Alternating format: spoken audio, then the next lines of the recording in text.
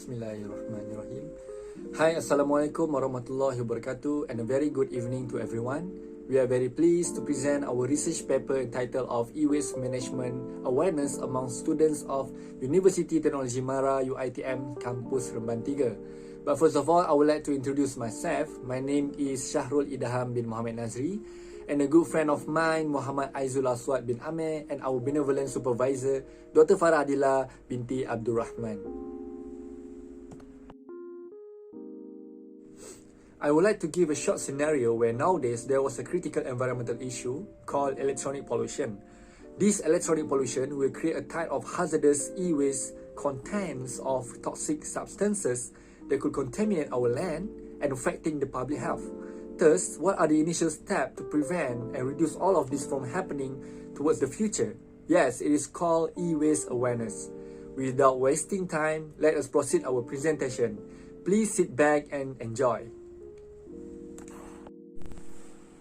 Hello, Assalamualaikum warahmatullahi wabarakatuh. My name is Muhammad Aizul Aswad bin Amir. So, I would like to thank you to all of you for watching this video. So, firstly, I would like to briefly explain about our research paper. So, let's go to the introduction. So, the world's fastest increasing sources of solid waste include electrical waste, which is frequently known as e-waste, and it carries the risk that dangerous chemical compounds may affect the environment and human health.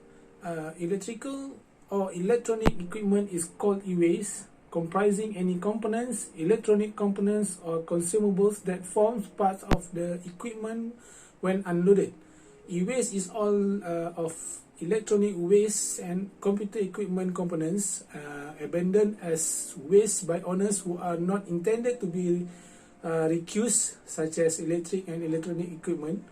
As a result, e-waste includes a variety of products, mostly from households or companies which offer electricity or battery components. The expanding electronics industries has had two effects on the planet, which are large-scale waste disposal and increasing demand for valuable metals from natural resources.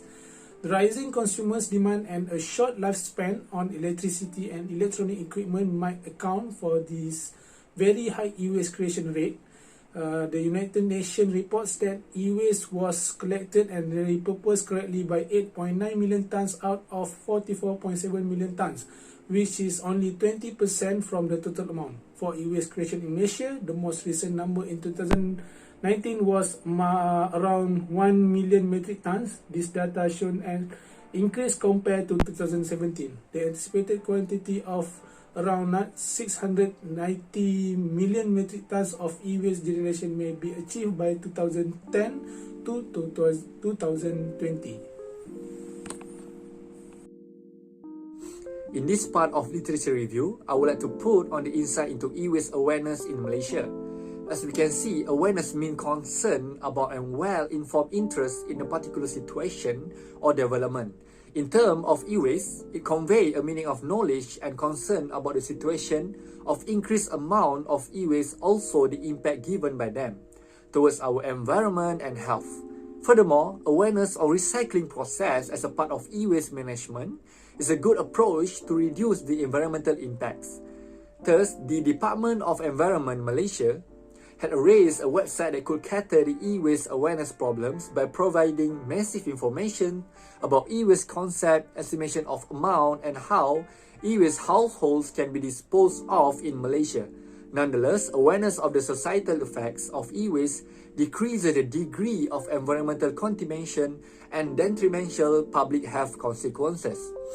Thus, it is important to concentrate on recycle, reuse, and having a proper disposal procedure according to the product's end of life cycle.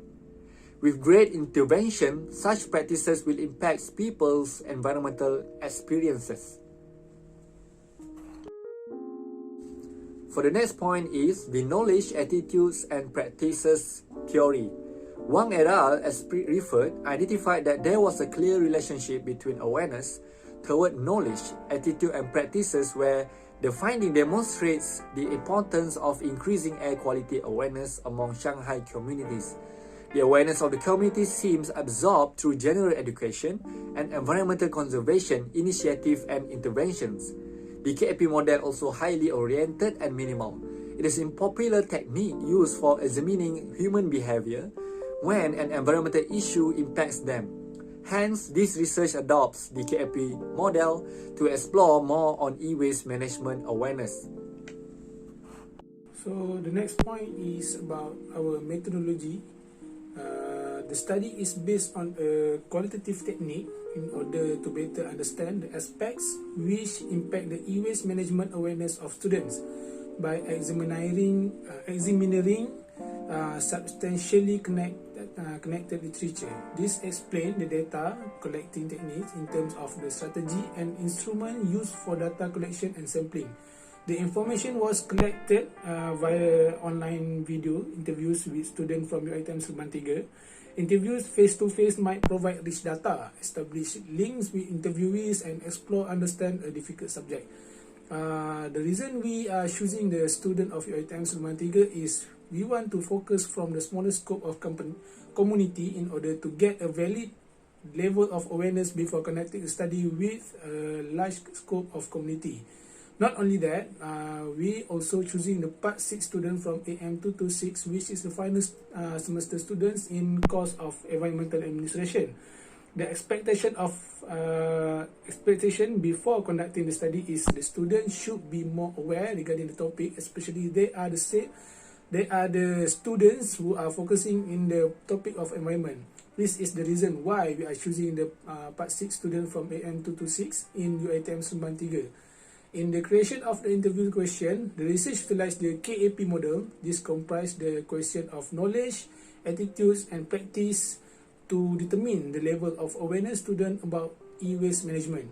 In performing the research, purpose-sized sampling was utilized according to the mode to KAP, whereby qualitative analysis shown that our respondents do have low to medium level of awareness on e-waste. And based on the KAP model, knowledge is high, but practices is on low to moderate level. The next part is about our discussion. So the first point is to identify student knowledge into e-waste management. So the understanding of the respondent in the field of e-waste is moderate to high, which enables respondent to detect electronic and electrical devices and equipment that are transformed into waste. Therefore, students are understood from the responses that e-waste needed to be treated properly before disposal.